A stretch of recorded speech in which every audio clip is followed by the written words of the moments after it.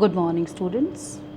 जैसा कि आप सभी बच्चों को पता है, आपका कक्षा 10वीं का हिंदी का पेपर बेटा 12 सितंबर को है और उसके रिगार्डिंग मैं आपको कुछ थोड़े से निर्देश देना चाहूँगी, जो कि ऑनलाइन पेपर चल रहा है, बच्चों को सबको पता है, आप लोग दे रहे हो। तो उसके रिगार्डिंग कुछ इंस्ट्रक्शंस हैं बच्चों, तो ध्यान से सुनना। First of all, make sure the app version is updated as version 3.2. And next one, do not clear app data from setting at any point. Do not exit app without any submitting all answer.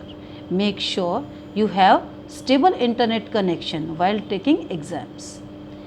Next, if you face any issue in the exam while uploading answer, restart the exam.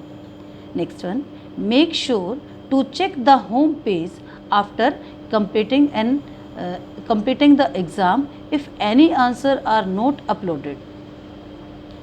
Try not to add very large images, क्योंकि इतनी बड़ी images आपकी होती हैं बेटा, it's not possible to us also कि किस तरह से हम उसको चेक करें, क्योंकि वो इतनी ब्लर्ड होती हैं कई, और कई बार आप जो उसको ठीक तरह से क्रॉप नहीं कर पाते हैं तो वो बिल्कुल अच्छे से दिखाई नहीं देती। Then how can it possible कि हम उसमें अच्छे से मार्क्स दे पाएंगे।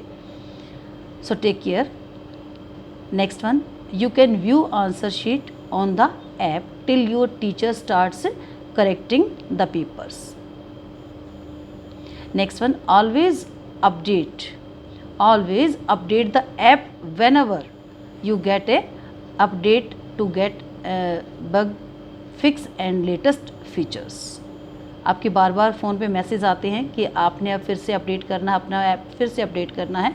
तो जैसे ही आपके पास मैसेज आए, आप तुरंत उसको अपडेट कीजिए, बाद में पेपर स्टार्ट कीजिए। If you delete app data you won't be able to view submit answer. अगर आप अपना डाटा से डिलीट कर देते हैं, आप अपने फ़ोन से अपना डाटा डिलीट कर देते हैं, फिर आप अपना आंसर सबमिट करने के लिए एबल नहीं हैं। तो अपना डाटा अपने फ़ोन में ही पहले सेव रखें जब तक वो अच्छे से अपलोड नहीं हो जाता। और जब आपका एग्ज़ाम ख़त्म भी हो जाए, यानी कि आपका एग्ज़ाम एंड हो गया है, उसके बाद भी आपने 1 आवर तक अपना इंटरनेट कनेक्शन ऑन ही रखना है। सो अब आपका ब्लूप्रिंट जो हिंदी का पेपर है उसके फॉर्मेट के बारे में हम बात करते हैं बच्चों। देखिए, कक्षा 10वीं परीक्षा भार विभाजन, आपके बेटे 1 to 40 क्वेश्चन जो आएंगे वो होंगे आपके एमसीक्यू बहुविकल्पी प्रश्न जिनको आप बोलते हो।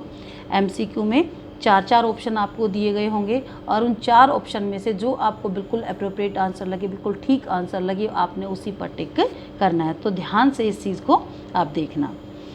आपका पहला प्रश्न होगा बेटे अपठित गद्यांश, जो कि 5 नंबर का होगा, उसमें से भी आपके बहुविकल्पी प्रश्न आएंगे। दूसरा आपका होगा अपठित पद्यांश, उसमें भी आपके 5 प्रश्न होंगे 5 नंबर के, इसमें भी आपका होगा बहुविकल्पी प्रश्न। तीसरा होगा आपका व्याकरण से संबंधित, व्याकरण में जो है आपके 16 क्वेश्चंस होंगे। 16 क्वेश्चंस में से आपके 4 नंबर के वाच्य, 4 नंबर के रस, 4 नंबर का पद परिचय और 4 नंबर के रचना के आधार पर वाक्य भेद।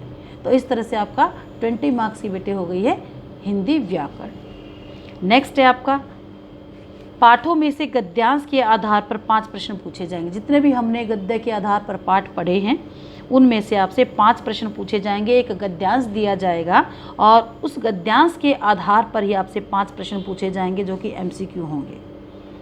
नेक्स्ट आपका फिर से पाठ के आधार पर ही 2 प्रश्न पूछे जाएंगे, लेकिन उसमें आपको कोई गद्यांश नहीं दिया जाएगा। नेक्स्ट है आपका काव्यखंड में से कविताओं के काव्यांश के आधार पर 5 प्रश्न पूछे जाएंगे। फिर से जितनी भी कविताएं आपने पढ़ी हैं उन कविताओं के आधार पर उन कविताओं में से एक कोई पद्यांश दिया जाएगा और उस पद्यांश को आपने पढ़कर फिर उन 5 प्रश्नों के ध्यान से उत्तर देने हैं। नेक्स्ट फिर से ऐसे ही है, कविताओं में से 2 प्रश्न पूछे जाएंगे, फिर इसमें कोई पद्यांश नहीं दिया जाएगा बल्कि सिर्फ 2 प्रश्न दिए जाएंगे। तो उसमें ये भी आपके एमसीक्यू होंगे। तो इस तरह से बेटे 1 to 40 क्वेश्चंस जो आपके वो है एमसीक्यू। और बेटे कई क्वेश्चंस आपको ग्रामर में ऐसे मिलेंगे जिनके 4 ऑप्शन ना होकर 3 ऑप्शन ही होंगे। ठीक है। तो इसमें कोई ऐसी बात नहीं है, क्योंकि 3 ऑप्शन के सिवाय कोई और ऑप्शन उसके बनते ही नहीं है, तो आपने 3 ऑप्शंस में से ही जो राइट ऑप्शन है वो चूज़ करना है। आपका जो नेक्स्ट पार्ट होगा बच्चों वो होगा वर्णनात्मक, यानी कि लिखने वाला। अब आपने लिखना है, इसमें तो आपने सिर्फ टिक लगाने थे एमसीक्यू में। अब आपने खंड ब में जो है वर्णनात्मक आपका ये खंड है, तो पाठों के आधार पर आपसे 4 प्रश्न पूछे जाएंगे जो कि 2-2 नंबर के होंगे। जितने भी आपने पाठ पढ़े हैं क्षितिज के गद्य खंड के, उन पाठों के आधार पर आपसे 4 प्रश्न पूछे जाएंगे जो कि 2-2 नंबर के होंगे, तो ये 8 मार्क्स के। ऐसे ही कविताओं के आधार पर आपसे फिर 3 प्रश्न पूछे जाएंगे। 3 प्रश्न फिर आपसे आपके 2-2 नंबर के होंगे, तो वो हो गया फिर आपका 6 मार्क्स का। कृतिका के आधार पर 2 प्रश्न पूछे जाएंगे। कृतिका के आधार पर 2 प्रश्न पूछे जाएंगे जो कि 3-3 मार्क्स के होंगे, तो 6 मार्क्स का आपका ये होगा। फिर आपका लेखन, जिसमें कि आपने अनुच्छेद लिखना है, 5 नंबर का आएगा। औपचारिक पत्र या अनौपचारिक पत्र, दोनों में से कोई एक पत्र लिखना है आपने, 5 मार्क्स का होगा ये भी। और 20 से 25 शब्दों में कोई विज्ञापन लेखन, जो भी विज्ञापन आपका लिखना आएगा वो भी 5 नंबर का होगा। संदेश लेखन भी आपका 5 नंबर का ही होगा। तो इस तरह से आपका ये टोटल हो गया बेटे 80 मार्क्स का क्वेश्चन पेपर। तो बहुत अच्छे से आपने पहले ही तैयारी की है, इतने सारे टेस्ट आपने दिए हैं, बहुत अच्छे से आपने होमवर्क किया है, सभी बच्चों को अच्छे से समझ में आता था।